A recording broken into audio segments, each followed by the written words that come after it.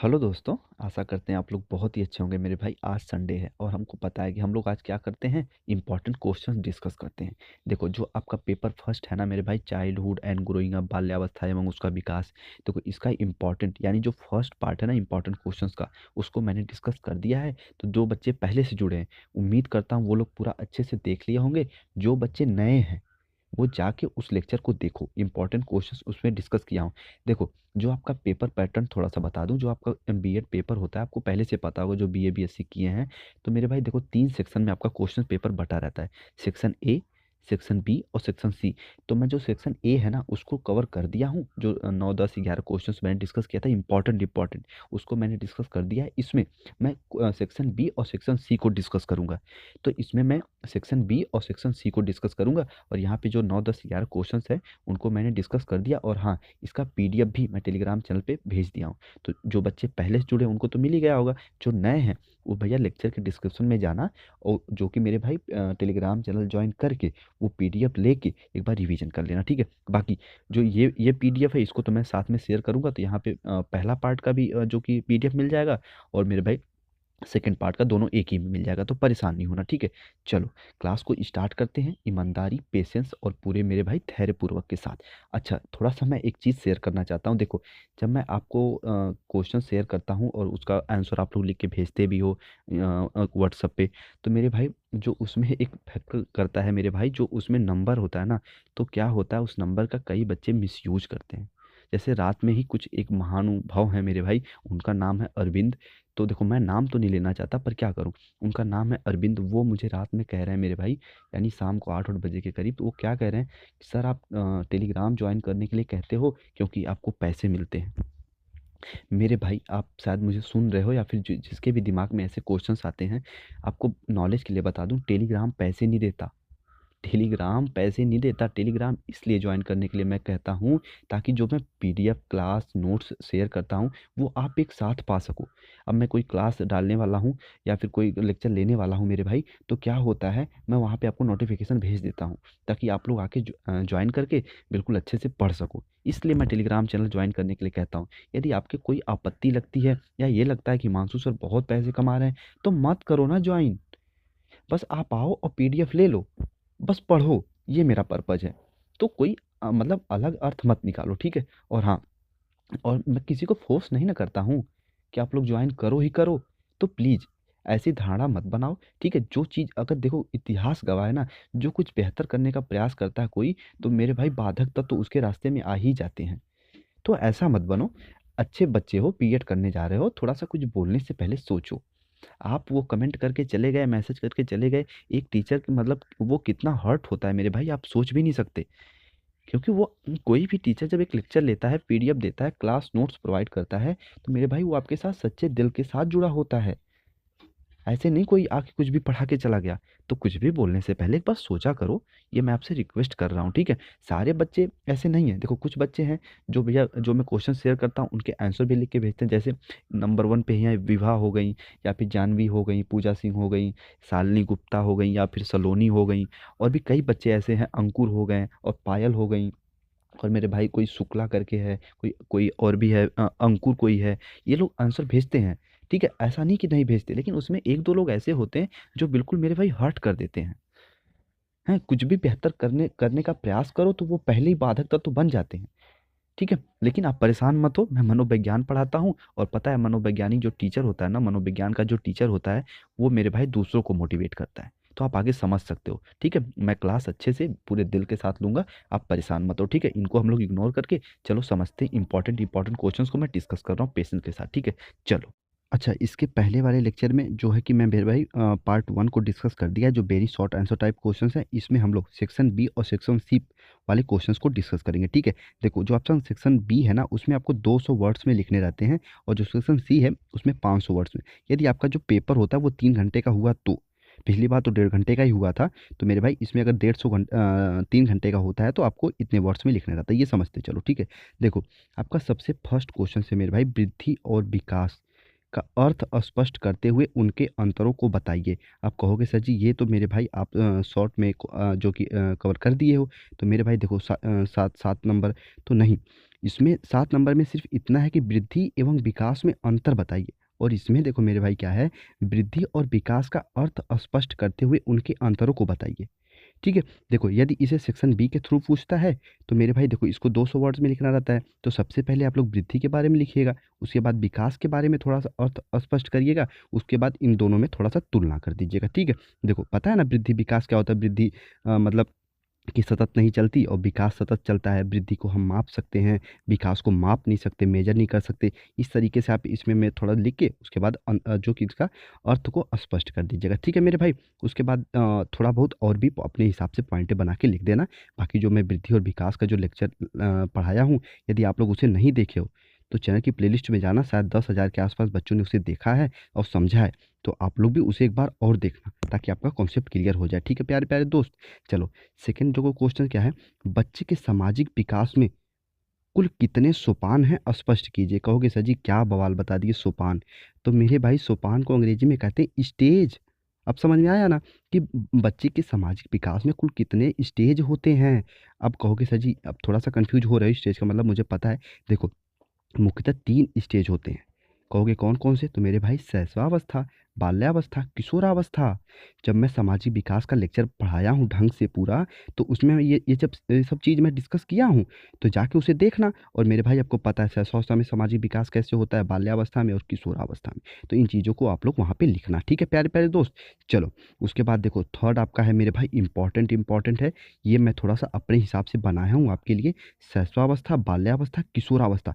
तो मेरे भाई शैशवावस्था में विशेषता, बाल्यावस्था की विशेषता, किशोरावस्था की विशेषता, इन क्वेश्चंस को आप लोग बेसिक से कवर कर लेना। ठीक है।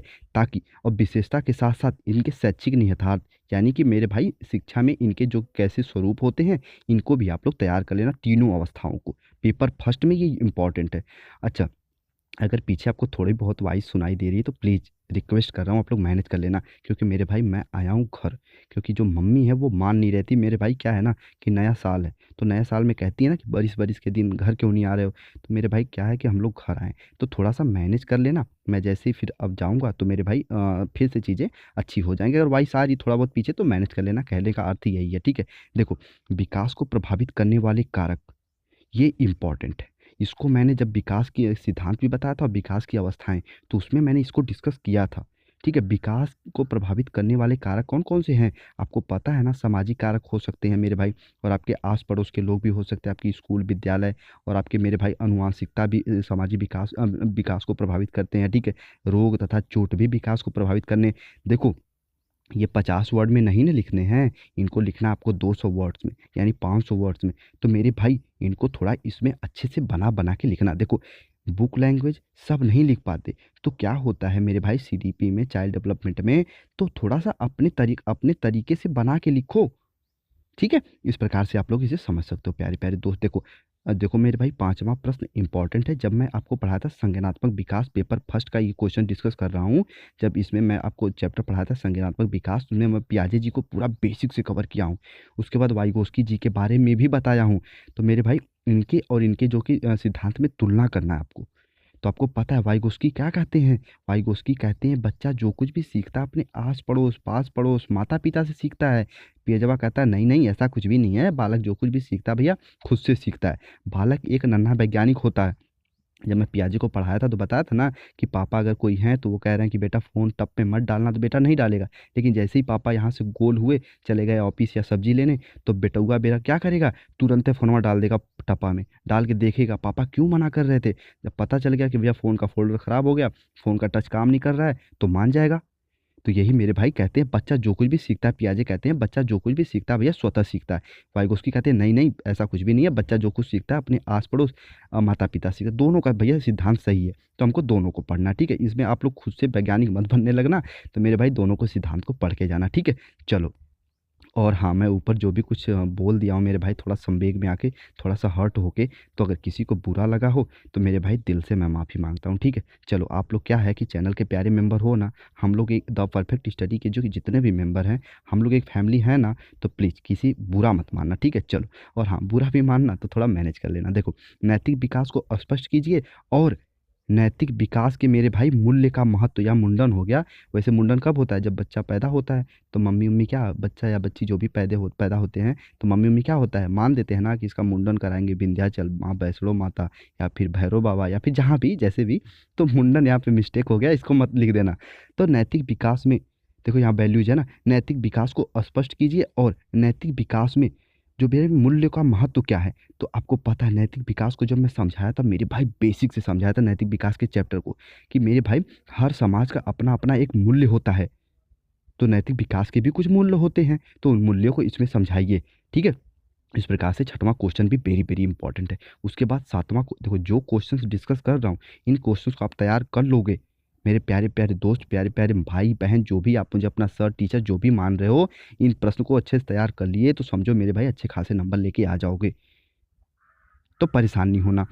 सातवां प्रश्न है, सामाजिक परिवर्तन क्या है? सामाजिक परिवर्तन से होने वाले लाभ एवं हानियों की व्याख्या कीजिए। भैया ये 500 वर्ड्स में पूछ देता कभी कभी, ठीक है, सेक्शन सी में पूछ देता कभी कभी। ठीक है, देखो सामाजिक परिवर्तन क्या है, मैं बताया था ना, सामाजिक विकास जब बताया था, सामाजिक परिवर्तन होते हैं जिसमें आर्थिक, न्यायिक, राजनीतिक मेरे भाई और भी शैक्षिक परिवर्तन होते हैं, वही होता है सामाजिक परिवर्तन। और सामाजिक परिवर्तन एकाएक नहीं होता, तो मेरे भाई सामाजिक परिवर्तन दीर्घकालिक होता है। ठीक है, धीरे धीरे समाज बदलता है। और मेरे भाई सामाजिक परिवर्तन से लाभ और हानियाँ, तो मेरे भाई पता है सामाजिक परिवर्तन के लाभ क्या हो सकते हैं, इसमें शिक्षा का विकास हो सकता है, अच्छे हम लोग अच्छे नैतिक स्तरों का विकास हो सकता है।